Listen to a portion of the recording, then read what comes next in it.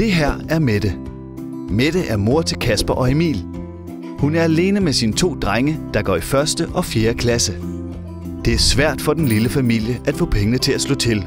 Det betyder, at Kasper og Emil ikke kan være med til de samme ting som deres venner. Det koster nemlig penge. Penge, som knap nok rækker til at betale for tøj, mad og regninger. Det er Mette ked af. Det her er Charlotte. Charlotte er gift med Morten, og sammen har de Mikkel og Jonas, som går i 3. og 5. klasse. Charlotte og Morten rydder tit ud i børnenes brugte tøj og legetøj.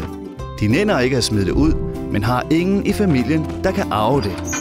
Familiestøtten hjælper de 2 familier med at finde hinanden, så Charlotte og Morten nu kan aflevere deres tøj og legetøj til Mette og Kasper og Emil. For den lille familie gør det en verden til forskel. Det gør det også for Charlotte og Morten. Tilmeld jer i dag på familiestøtten.dk.